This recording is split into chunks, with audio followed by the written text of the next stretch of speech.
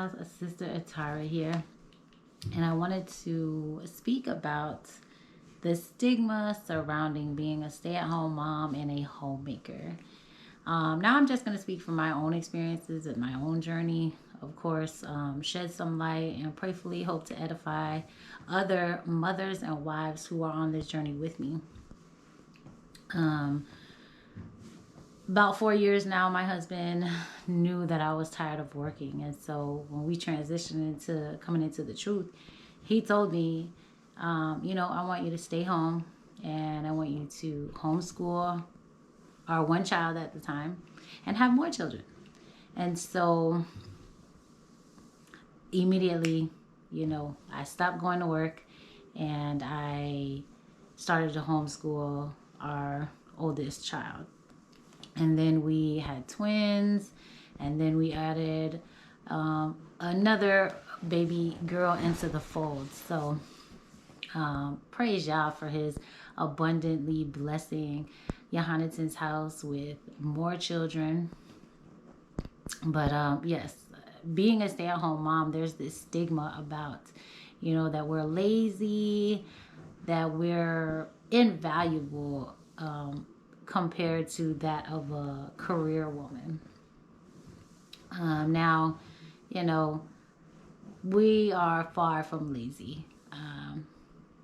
Our days are definitely filled from the time we open them till the time we go to bed. And, my experience as a homemaker and a stay-at-home mom has been very challenging.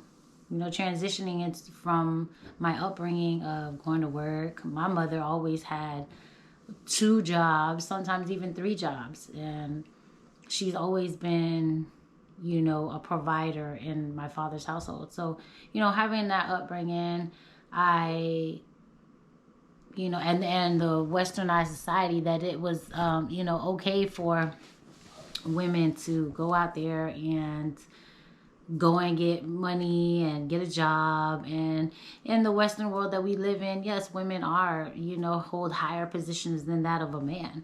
So go lay down.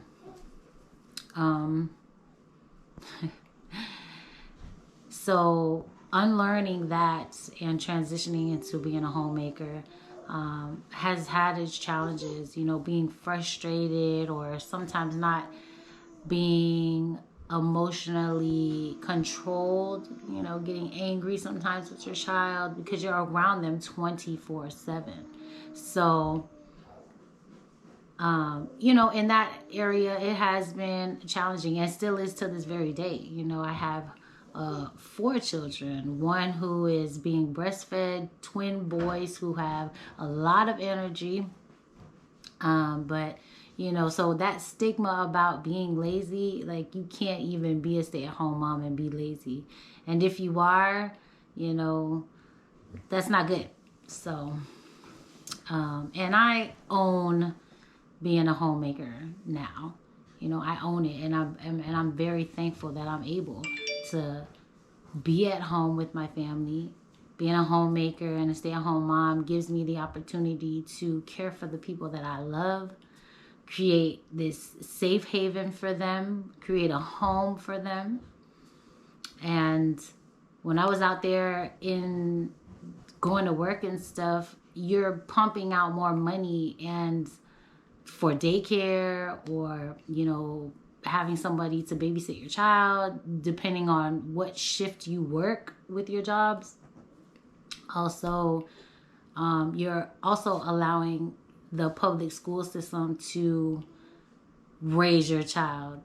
A lot of times parents will say, oh, I don't know what I did wrong. I did the best that I could, but in actuality, both the mother and the father were at work. So your child is at school. You guys really only see each other for maybe 1 or 2 hours out of the day, because then when you get home, it's evening and you have dinner and you take a shower, you go to bed. Everybody goes to their room now, and technology is taking over. Children are at the dinner table like this, even parents are at the dinner table like this. So, having the ability to raise our children here in a safe environment instill in them our biblical lifestyle and our beliefs, according to Young Huntington's house, and not relying on the school system where they, if you're paying attention to things, things have shifted. They're allowing things in public school systems that are just flat out wicked. So creating a safe environment for them to learn according to our lifestyle.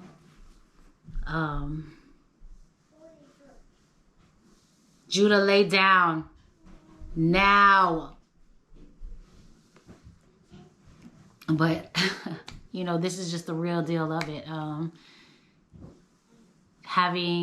Taking every moment of the day and, having to make the most of it. So, with toddlers, you have to stay active. You have to stay busy. You have to keep them busy. So, that about being lazy is it couldn't be far from the truth. And it has its joys. Your children they love you.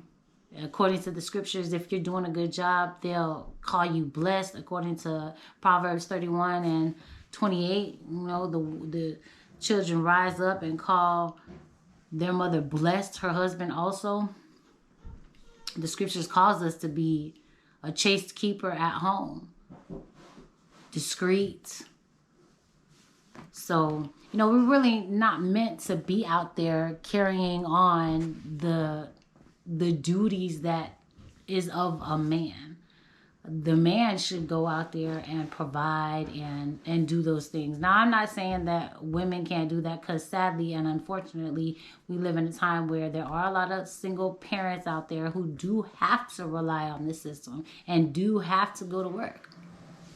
So, I'm not knocking that. But should you be in a situation where you have a godly man, a righteous man, and he, is able to provide this type of comfort for you to be able to stay home, take full advantage of it.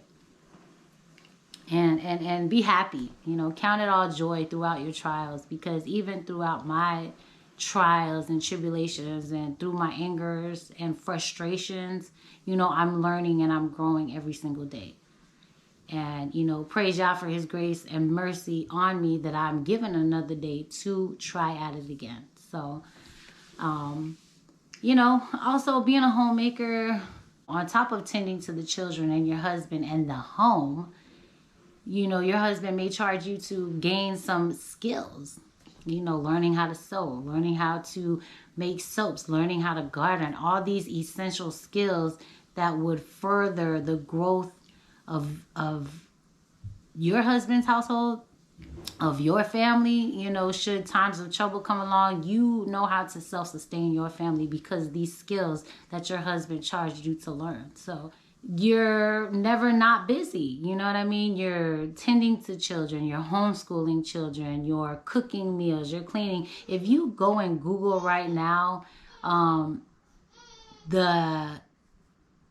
the average wages that a stay-at-home mother would get, it's equivalent to that of a person who is working 2.5 full-time jobs. So, we are far from lazy. And another challenge is, you don't really get so much adult interaction. But, this is why it's also good to co-op with like-minded individuals, like-minded women and children who may be living a similar lifestyle to you, or polygyny. But again, that's another topic for another video. But having other wives or women in the house, you will have that adult communication, because as a stay-at-home mother and as a wife and as a homemaker, you kind of are cut off from the world, because your first and foremost duty is to that of the home. And if you're anything like me, I find joy and peace right here at home. I don't want to go out. If I had to go out every single week just to get some type of social interaction, I'd be tired.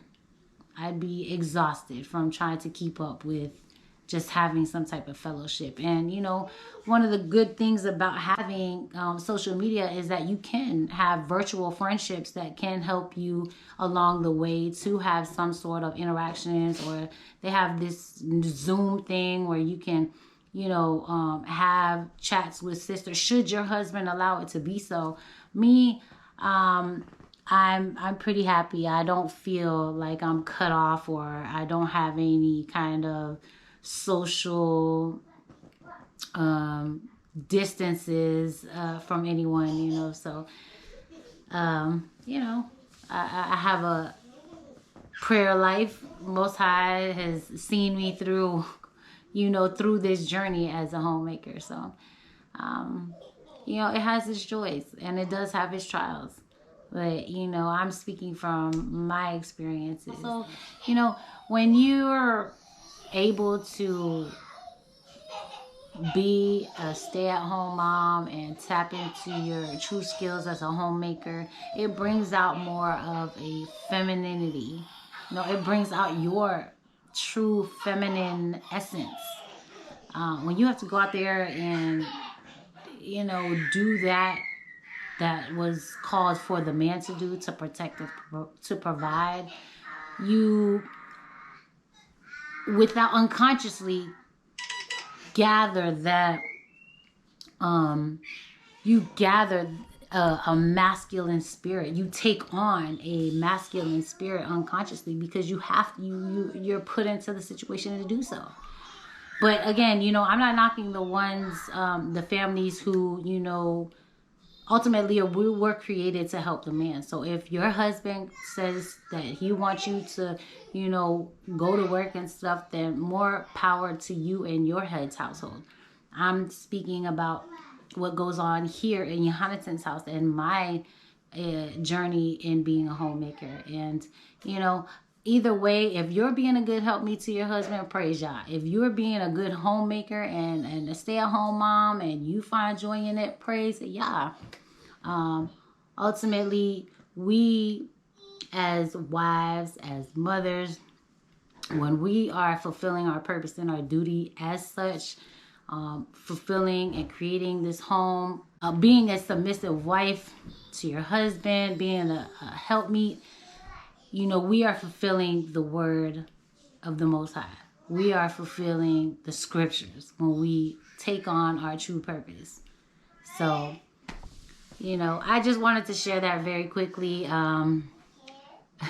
You'll hear my children in the background. They are telling me that it is time to go. But prayerfully, you will get another video from me very soon. And as a homemaker, you know, I strive to get these videos out to you, but I'm not always camera ready or mentally capable of getting such, because you know, again, my day is filled and I can be very overwhelmed and sometimes not really feeling up to it. But prayerfully, so that is something that I am working on. So, you know, more videos to come. If any of my sisters, mothers, wives, you guys have things that you guys have challenges in, and you are on this journey with me as a stay-at-home mom, as a homemaker, you know, post in the comments some of the things that you enjoy about it, some of your challenges that you've encountered. I'd love to hear from you guys. Like the video. If you feel like somebody could be edified by it, definitely go ahead and share it. But until then, shalom, peace.